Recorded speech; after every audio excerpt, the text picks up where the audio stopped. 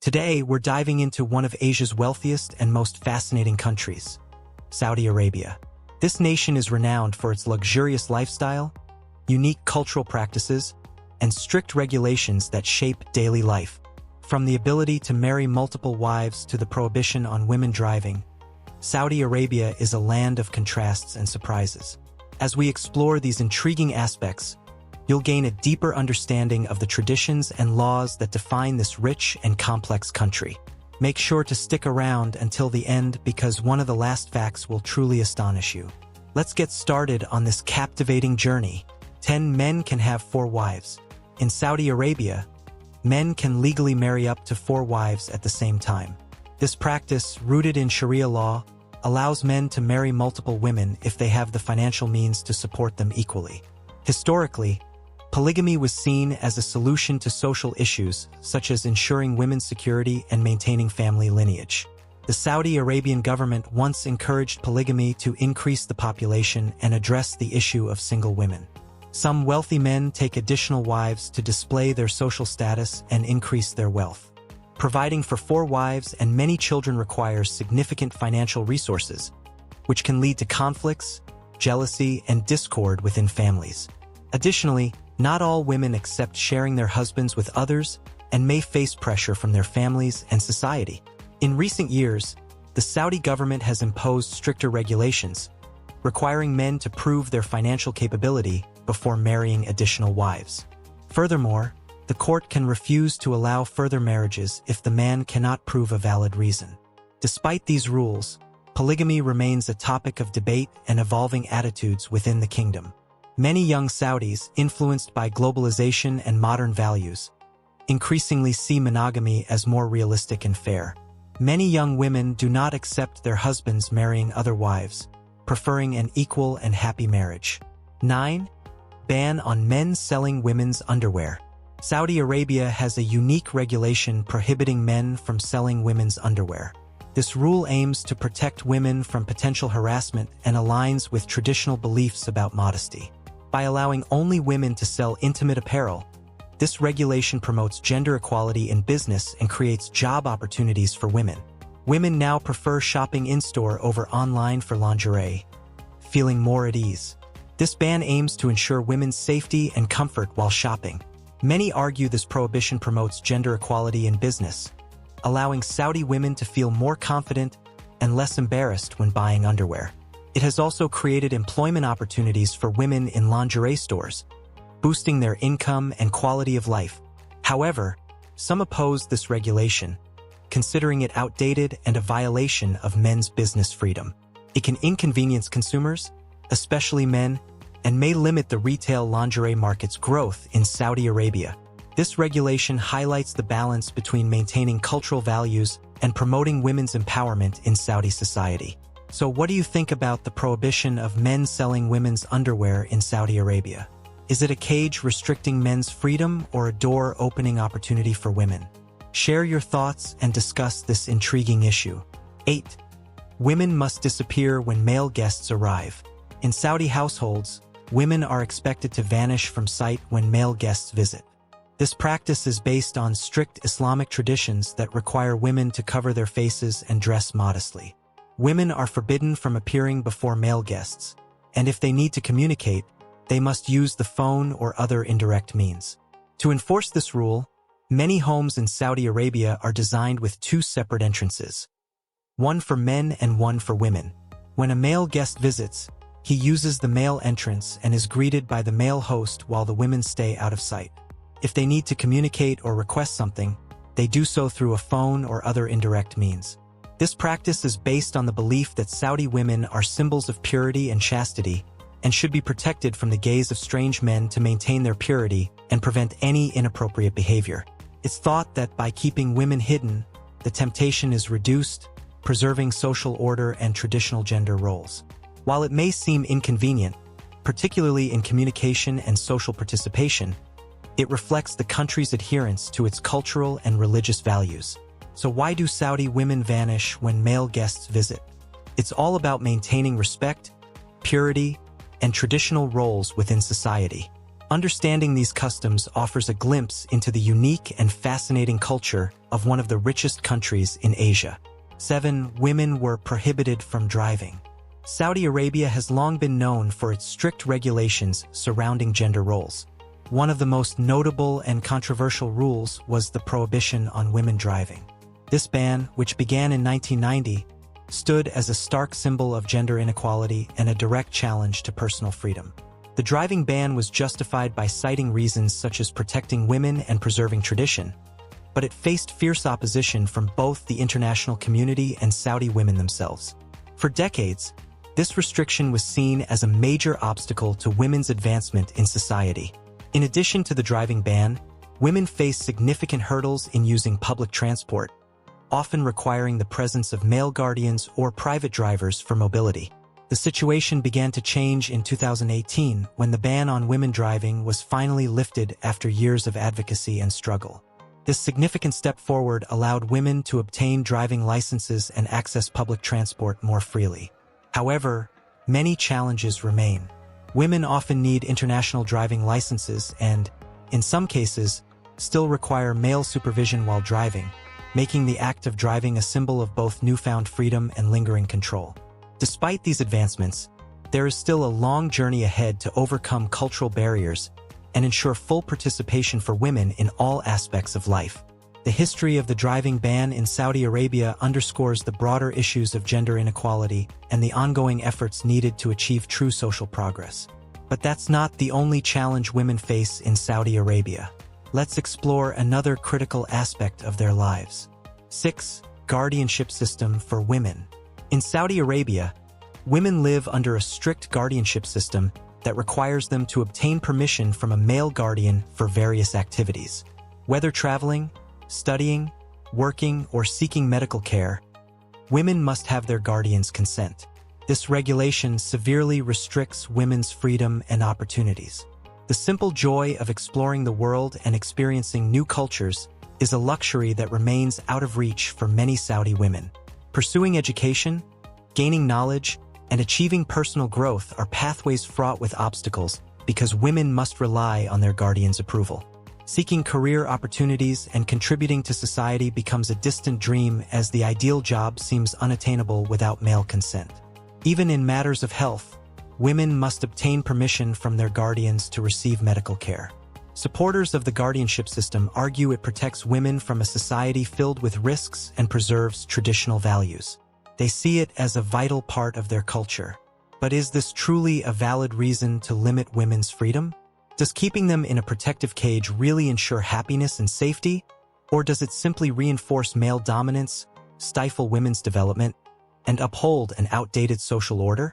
Recently, Saudi Arabia has made some positive changes.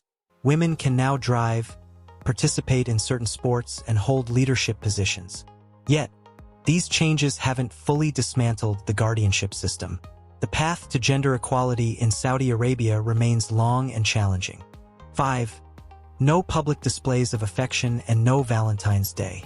Public displays of affection, such as hugging, kissing, and holding hands, are strictly prohibited in Saudi Arabia. Valentine's Day celebrations are also banned, as they contradict Islamic values. This can be a shocking and upsetting experience for visitors, especially couples.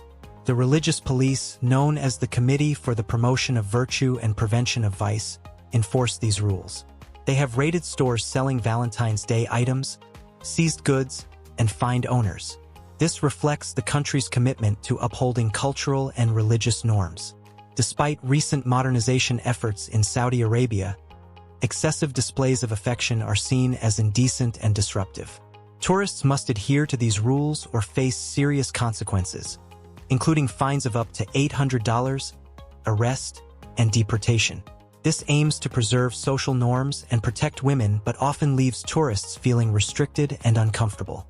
These regulations are controversial and limit personal freedom, causing tourists to feel constrained when expressing affection. The vague definition of excessive emotional expression can lead to misunderstandings, making visitors hesitant and affecting their experience in Saudi Arabia.